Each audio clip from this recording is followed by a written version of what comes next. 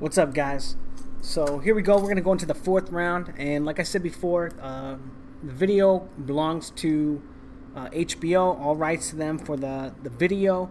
The use of this video and me posting it on YouTube is protected under the Fair Use Act for criticism, educational purposes, and commentary. And I'm gonna be doing a breakdown of this round. If I remember correctly, this round is kind of wild and kind of more like the street fight, you know, that Golovkin talks about that at the post fight. And I'd like to say thanks to everyone who's been subscribing and showing support for the channel. I really appreciate all you guys' comments.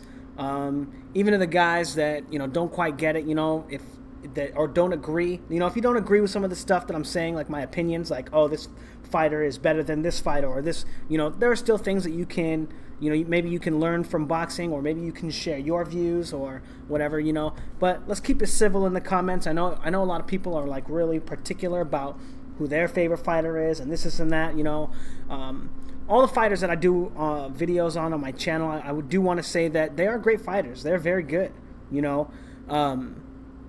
But when you get to the top, 5% of all the fighters in the world, or 2%, or whatever the percent may be, you got to start delineating between them, and that's kind of what we're doing here. And also, in this particular film study, we're looking for ways that Triple G is going to be fighting Canelo, and some of the style that he may or may not use. I've talked about it before. He uses very different styles in different fights. He fought differently against Jacobs than he did against Lemieux, than he did against Brook here.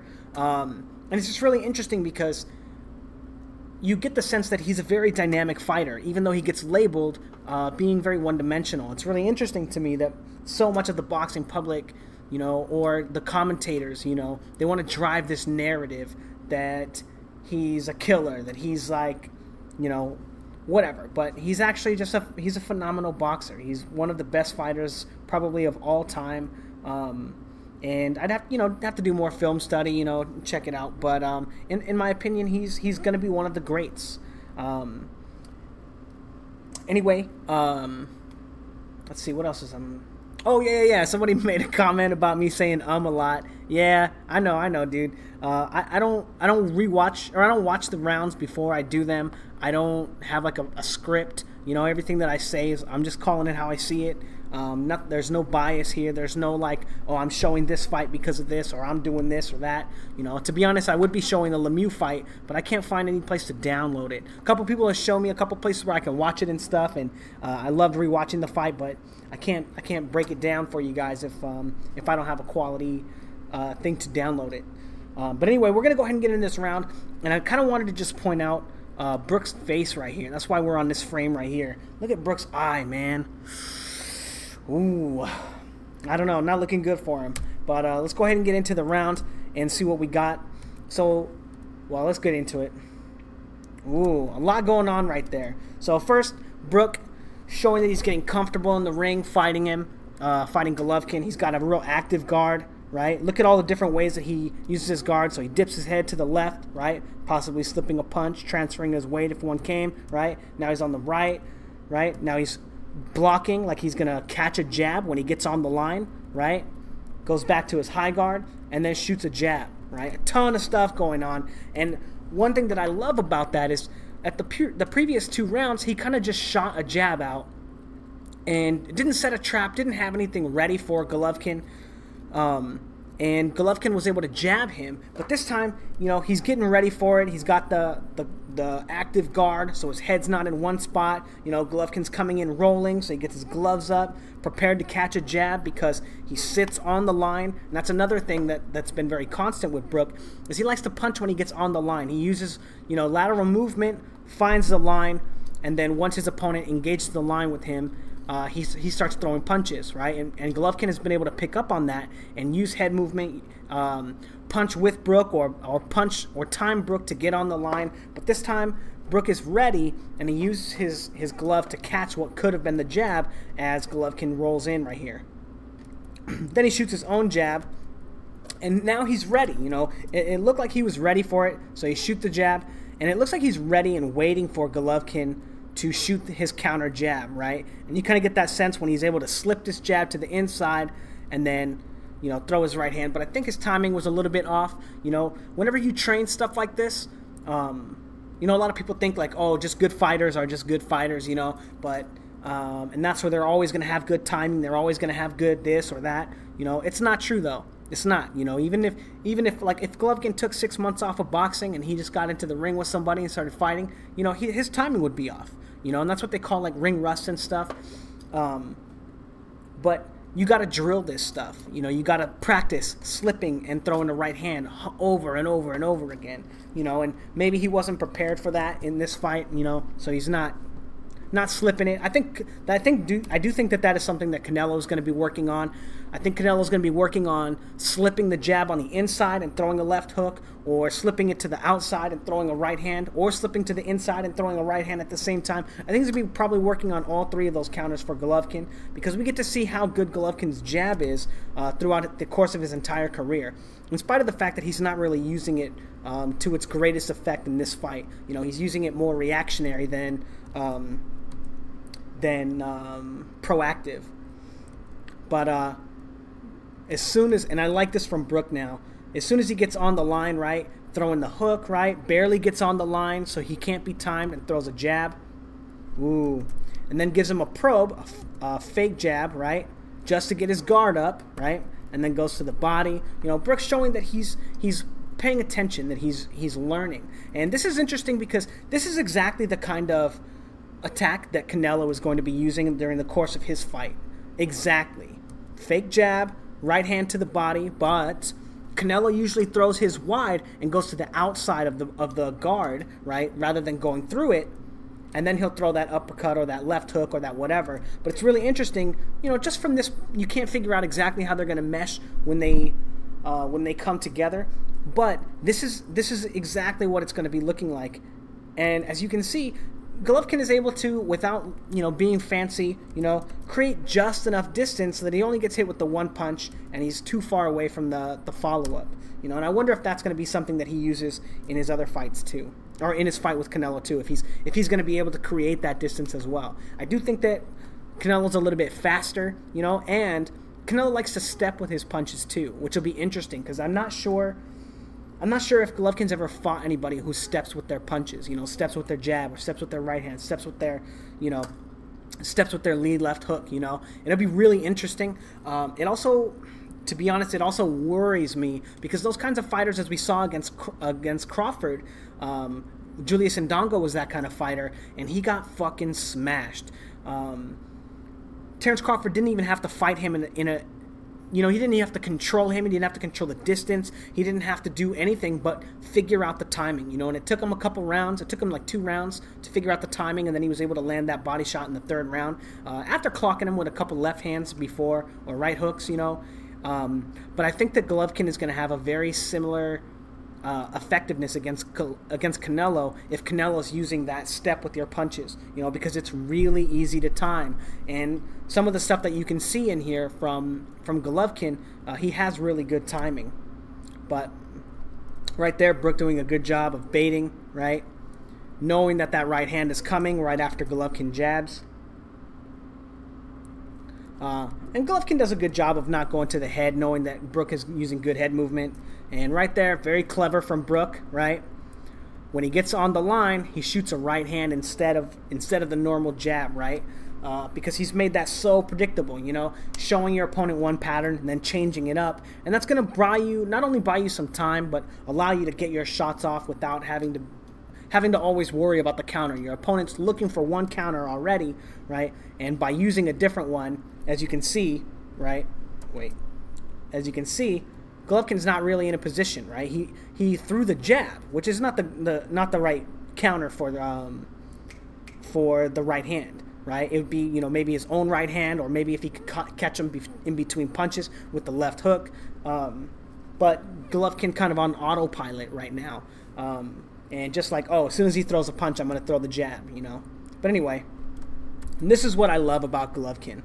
Feints him, gets him to dip down out of position, then feints him with the right hand and gets him to roll again, and then almost lands that left hand. And this is something that's going to be extremely effective against Canelo, because Canelo, he doesn't utilize those really high-level defense where you're controlling your opponent, where you pivot out and you turn out, right? So like from this position, right, once Golovkin feints him one time, and Brook's not doing the greatest job of, I mean, he's stuck in the fucking corner, right? Like, what can you do, right? But when your opponent feints you in that position, right, and then you turn and you slip or you roll and you do something, as soon as you change your body mechanic and you turn and you transition your weight, you need to find a way to either control your opponent or pivot out, right? You don't want to stay on the line with them because when they feint you, they just and the feint works, they just put you in the position they wanted you to be in, right? That's why they sent the feint, right? And you fell for it, right? Because you're a smart fighter, you don't want to get punched in the head by Golovkin, but you just didn't know it was a feint. And then he gives the other feint with the right hand here, gets him to go all the way down and shoots that left hand. It doesn't land. Brook has good responsible defense and just kind of, he dips below the waist. He gives him that Mayweather shit, where you duck down, or Guillermo Rigondeaux does too. It's not exactly legal, but no one's gonna call him on it, right? It's kind of integrated itself into boxing because of Mayweather. But and then controls him here, and then throws that left hook. Doesn't land, but look real quick where he is when he throws the left hand. Look where he is right here. Boom.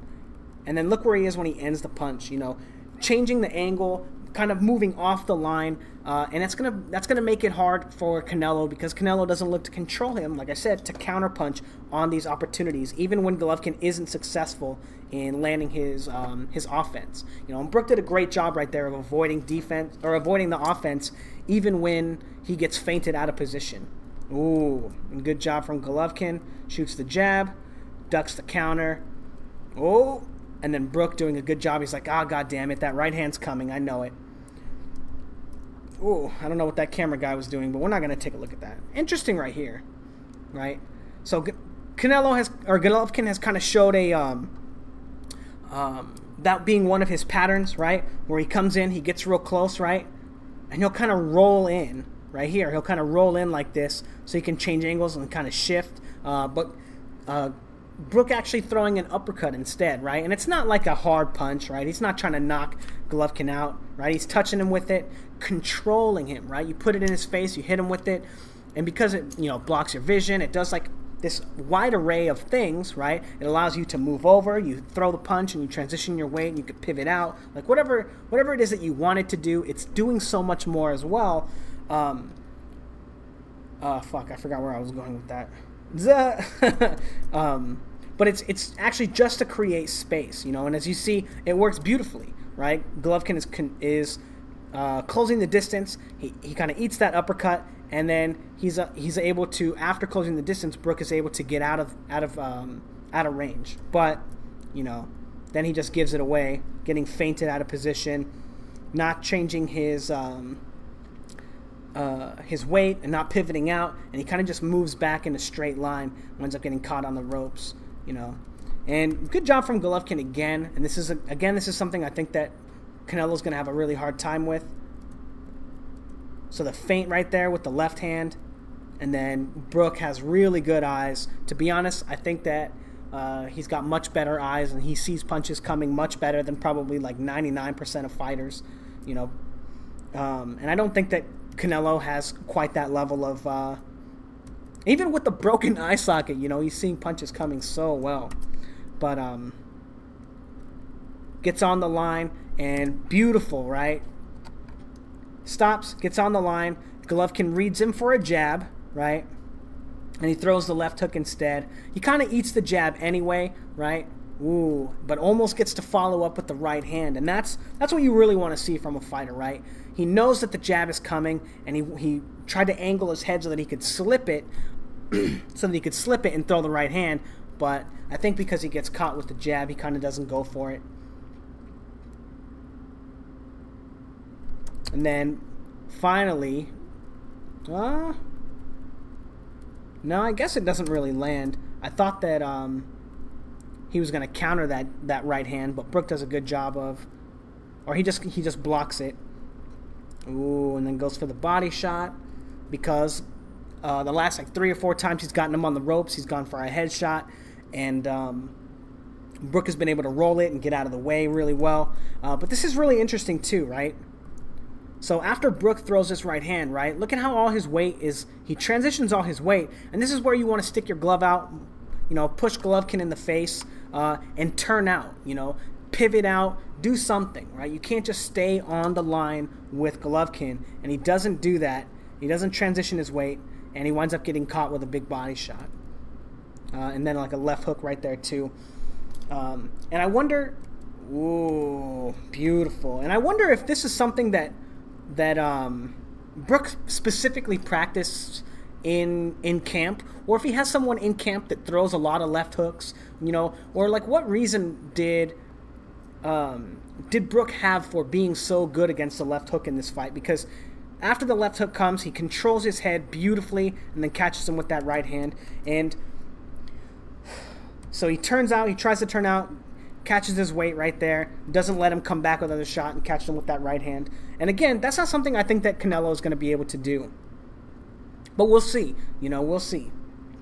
Catches him on the line. They shoot jabs at each other.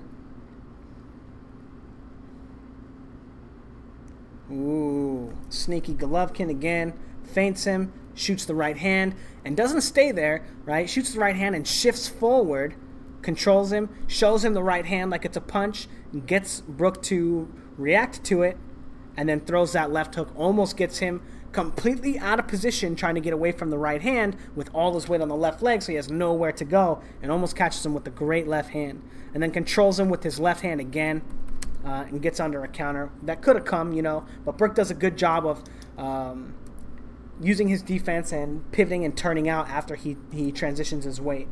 But, ooh, look at this. This is exactly how I think that the fight, again, this is the kind of engagement that I think is going to happen. When Golovkin commits to his punches, it's going to be very much like this. So, as you notice right here, Brook doesn't control Golovkin in this instance. He doesn't get his hand on him. He almost does, right? But he doesn't quite get his hand on him. He doesn't push him off balance. He doesn't stop him from taking that whole angle out. And he doesn't land the counter in this instance. Right after I just praised him for being so good at controlling after the left hook, he's not able to do it. And I think that this is going to be exactly how most of the engagements between, and I guess, Golovkin kind of trips him up a little bit right there and, maybe puts him off balance. But because of the fact that he doesn't control him, he's not able to land the counter, right? And I think that that's going to be exactly how it goes with Canelo, because Canelo doesn't put his hands on his opponent, after he, transitions his weight, after he moves, after he does anything, to measure his shot, and controlling your opponent does so many things, pushes them off balance, it stops them from setting up their next punch or taking an angle on you, but it also allows you to measure your next punch by lining your shoulders up with them, right? So you can get more torque on it, whatever, however you manage your punch technique and shit, all of that stuff is, there are just a ton of benefits to it. But as you saw right there, he doesn't control him and he doesn't land the counter. And I think that's going to be a consistent factor between Golovkin fighting Canelo as well. Slips that counter, and then really interesting, right? So shoots the jab, ducks down, and I think that Brook might have been waiting for the right hand, thinking that the right hand was coming. Oh, right hand to the body, right hand to the head, but he kind of switches it up on him and shoots a double jab instead. So we've seen him throw an uppercut off of this same little pattern, that he's created throughout the course of the whole fight, right? He shot an uppercut off of it. He shot an overhand right. He shot a right hand to the body. He shot a left hook, and now he's shooting a jab, showing a very diverse set of offense off of the way that he sets up his punches, so it's going to be really hard for Canelo to read him, and I think that Canelo's going to have a lot of problems trying to read Golovkin and trying to make counters as well. As you can see, like in this situation, he's able to slip. Like if you just take where Golovkin's positioning is right now from this jab, and we know that this is how Golovkin likes to set up his offense the majority of the time, right? And this is just taking this fight into account, not the You know, not the Danny Jacobs fight where he used his lead hand to probe much more, you know, to control the distance. Just using it to punch, right? That's all he's doing. It set up his other punches, but also to punch for the most part. But if you look at him in this situation, he's got his shoulder over his left side of his chin. He's got his right glove and his right arm blocking himself from catching a jab, right? So he's not going to be, he slips the jab. He's not going to eat a left hook because of where he has his right hand positioned. He's not going to eat an overhand right because of where his shoulder is covering his chin. There's almost nowhere that that Golovkin's his defense is penetrated, except for like maybe a right hand to the body, right? Or like a left hook to the body off of Golovkin's punch, and those are you know, very real possibilities for Canelo. You know, I do think that maybe he could slip the shot to the inside and throw a left hook to the body, and that could be a very good punch for Canelo. Or throwing a right hand, you know, slipping and coming in with the right hand. I'd be wary of that myself, because if you slip to the inside and you commit to a punch, you know, you're just going to be right in line for Golovkin's right hand. And that's also something that he's setting up. But Golovkin has awesome defense in that regard, in this very simple technique that he uses to push forward and set up his punches. Another reason why Canelo's going to have a lot of trouble counterpunching, right? Because Golovkin doesn't look like he has great defense, but the way that he holds his gloves when he punches, his static defense, it just all really comes together, you know, and that's what you call craft. You know, so much of what he does might look like it's, you know, oh, he's just this, he's just that. But there's a reason why he's so successful, because he has so many of the angles that you could attack this style from. They're already covered.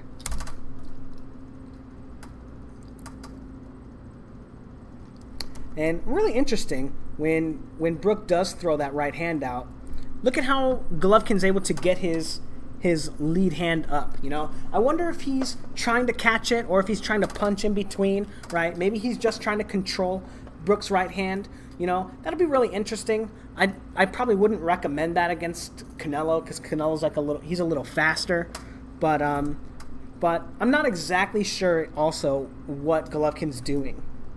And then again, shoots that jab, right? I can't tell if Brook's jab lands, but the same offense, right? It looks like he slips it, and then Brook knows the right hand might be coming. And it's really interesting, because that's like right here, you never, ever, ever want to do this, right? Brook should be looking to control Golovkin right here, and, you know, try to body up with him, try to tie him up, try to do something, because right now he's completely out of position, and he comes straight up, right? And Golovkin could just throw a straight right hand right into Brook's face as he's coming up. There's a I was trying to do some film study on Jeff Horn when Jeff Horn was fighting Pacquiao, and there's one of his knockouts, I think it's in the first round, where the guy does the same thing, like slips a shot and then comes up right in the same exact spot, and then Jeff Horn lands a right hand and knocks the guy out. But it's a very simple technique, you know, and the more you spar, the more you fight, the more often you're going to see those kinds of holes, and realize, like, when you're making those mistakes and giving your opponents free punches and stuff, and you kind of learn to avoid them, you know. So I'm not exactly sure what Brook is seeing that's making him think that he can get away with that. Ooh, but he probably should not be doing that. And this is great from Golovkin. Gets on the line with Brook, and Brook is fighting southpaw for some reason. I wouldn't recommend that to Canelo either. But once Brook gets on the line, rather than Golovkin shooting the jab, he changes the pattern up on him, slips the jab, and throws his own right hand, because he knows the jab is coming, right? Really interesting. But Golovkin showing, again, you know, varied offense. He has a wonderful sense of what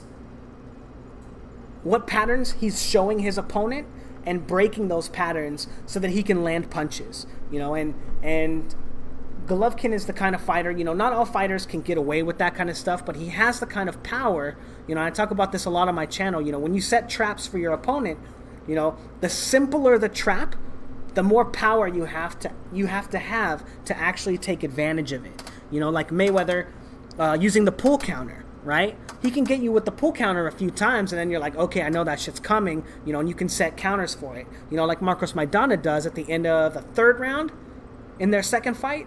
I think he shoots a jab and then rolls the right hand counter and throws his own right hand and almost drops Mayweather. Mayweather does this. I think not Rashad Evans, Rampage Jackson calls it the stanky leg. But he gets him, he wobbles him a little bit, and then it's so funny too because Maidana even looks back at him. He's like, I know that was a fucking hard right hand. He looks back at him to see if he's okay.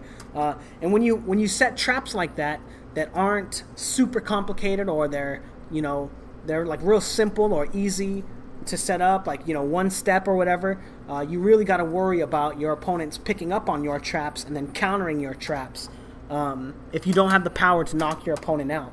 You know, so we'll see if some of these traps that Golovkin sets, you know, and they're, maybe I'm saying it wrong, you know, because these are very simple traps from Golovkin, and he probably doesn't have to have a lot of power to pull them off, like Canelo's trap, right? Shooting the jab, exploding out of his guard, shooting his jab, and then coming in with a wide left hook, you know, to go around the guard when his opponent shells up, right? When they get both of their hands up in front of their face, that's what I mean, shell up. And then he tries to go around the guard with the lead left hook, like Mayweather, right? That's the kind of trap that you need to have. You need to have some power to really take advantage of, because you're not only are you not going to land it, you know, very consistently, because your opponent's going to pick it apart. Oh, excuse me. But when you do try to go for it again, it's a very dangerous trap, you know. So maybe saying that Golovkin's traps are, I don't know. I think Golovkin's traps are good. So I won't classify them in that category. But Golovkin could get away with using much simpler or much more simple or more basic traps, you know, like that jab and then fake the jab into the lead left hook, you know, and incorporate that into his jam. Oh, man.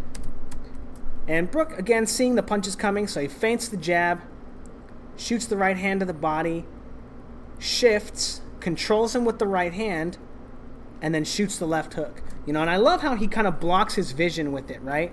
He blocks his vision with it, but Brook's still able to see the punch coming. He knows it's coming and is able to avoid it. And for those of you that are interested, you know, I'll be doing some more boxing training videos. And I will do like some more in-depth trap setting and stuff, patterns and whatever. But great job from Brook right there, even though he almost gets tagged. Changing the pattern up, right? Stand on the line and then throws the uppercut. You know, neither one of them really land cleanly, but ooh. Shoots the jab. Ducks under the shot. And good for Brook in this instance for controlling Golovkin's head and stopping him from landing his left hand. Because if he didn't control his head like that and Golovkin was able to get on the outside of him while Brook threw the right hand, he might have been able to land a great left hand to the body or left hook to the head. Again, trading jabs. Oh, man. Shoots the right hand, makes him think it's going to be a jab, right? And I don't think that the counter lands from Brook, but throws a left hook, you know. And I wonder what Golovkin was thinking, you know. Like, I haven't seen anything else in this round that would suggest throwing the right hand and then the left hook would be there. Maybe he thought that after Brook moved back away from the right hand, pulled straight back, maybe he thought that Brook was going to make another move back. But we've seen, like, time and time again that Brook likes to counter that first punch that he throws. So, you know, maybe that's a misstep on Golovkin's part. Again, trading jabs. You know, and this, you know, Brook should know that by this point, he needs to be throwing a different punch you know, or moving off the line or using his head movement. He was doing a little bit better of a job early in the fight of moving off the line while he punched to avoid Golovkin's jab. Good jab there. Doesn't even... And notice how he's moving, he's moving, he's moving, moving. He doesn't even set down on the line, right? He doesn't even set down on the line at all, and he's able to, again, break the pattern that he's established with Golovkin and land that jab, right? He's kind of exploding out of his guard. Maybe if Golovkin was a little more on his toes and, you know, present and not just expecting that pattern, he could have countered it anyway with the overhand right, whatever. But it's a good job from Brook. You know, and I wonder, ooh, not working that time. Again, now Golovkin, oh, but that one does. Again, shooting while breaking that pattern that he has of stopping on the line and throwing punches is actually starting to trip Golovkin up. Really interesting, you know, and it's interesting too because, like, I don't know what the scorecards were on this fight. You know, I didn't actually think that Brook was winning. A lot of people thought that he was winning, but I didn't score the fight either. I just watched it because I didn't expect it to go 12 rounds. That's one of the reasons why Jacobs had such, you know, a lot of people thought that Jacobs did really well against Golovkin. It was actually my first video set, my first set of videos that I ever did on YouTube. And it was actually because of the fact that, like, one of my ex-boxing coaches said that Golovkin was a shitty fighter and that, you know, not a shitty fighter, you know, but he doesn't know how to set up his punches. He doesn't know how to do this. And Jacobs dominated him and this and that. And I was just, like, incredulous about it. Just couldn't believe it that someone, like, that's in charge of training professional fighters was saying that. But anyway, that's one of the reasons why Danny Jacobs had such little success against Golovkin, is because he always stopped on the line to throw his punches. And Golovkin was really good at picking up on those timings. And that's something that I think Canelo does as well. Ooh. Shoots the jab, ducks the shot, but nothing comes back and just cracks him with the big right hand. But that's something that I think that Canelo does too, is get set on the line before punching. And he kind of pauses. He has this, like, long pause and then explodes out of his guard. And that's something that's really worrisome for me about Canelo's style. Whoop. So not bad right there. Feints him. Brook commits to a right hand after he's out of position already. You know, interesting that he does that. He gets feinted out of position, and, you know, he should be controlling Golovkin, probably not throwing a punch after he's already shifted all his weight, but winds up just kind of like, I'm not even sure that the left hand lands, but I'm pretty sure that that right hook to the body lands. But anyway, moving on. You know, either way, it's not like super high, like, technical stuff. It's just kind of like, you know, street fighting kind of stuff. Oh, sneaky, sneaky, Mr. Brook. Shoots that jab, controls his head, and pulls him down into the uppercut. Ooh. Now, that's definitely something that Canelo would never do. Canelo is an insanely clean fighter. I don't think there's a dirty bone in that guy's body. I love the fact, like, when you watch Canelo, he's a pretty boxer. You know, I can't remember who I heard say that, but he's a pretty boxer.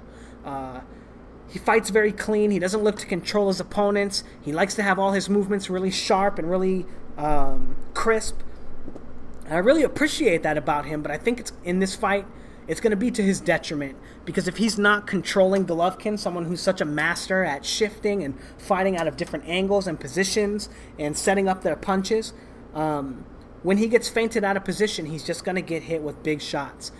So Golovkin's going to kind of need to ditch that whole theory of pretty boxing for this fight, and kind of, you know, maybe grab Golovkin by the face and hold him into his punches. But anyway, that's pretty much it for this round, I think. I don't think anything crazy is going to happen in the next 5 seconds. Oh, let me see. Yep, again, good job from Brook, varying the offense, right? Again, not being stuck. He doesn't get, not only does he move his head this time off the line, so he's on the line, shoots the hook, moves off the line at the same time, catches him with the shot. Ooh, good job right there from Brook too. Slips to the inside, misses the uppercut, but what does he do? Keeps moving his head, changing angles.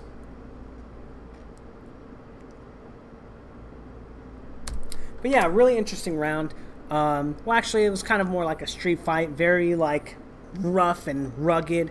You know, not a lot of setup from Golovkin in this round. You know, in my opinion, it kind of made him look a little basic. You know, and I wonder if that's by design. You know, I wonder if the reason that he's doing, like, he did some good stuff, some really good stuff, but a lot of the time he was just kind of following Brook around. You know, he did some cutting off the ring and stuff. Still landed some really good punches. Like, the pressure is definitely wearing on Brook from his eye and probably his legs too. You know, just maybe getting a little tired. That's why he's laying on the ropes a little more. But I would not recommend this style of fighting to Golovkin when he fights Canelo. I do think that he needs to use his probes a little more, but yeah, again, we'll talk about that in the wrap-up at the end of the video, or at the end of the series, when I do my prediction video. And I hope to have some clips gathered and stuff, some stuff that I want to show to reiterate my points. But anyway, let me know what you guys think in the comments. And yeah, again, I appreciate all the support from everybody who's been coming to my channel and watching my videos and stuff, and the people that appreciate it and comment and stuff. I really appreciate it. I'm glad that you guys are enjoying it. Yeah, thanks guys.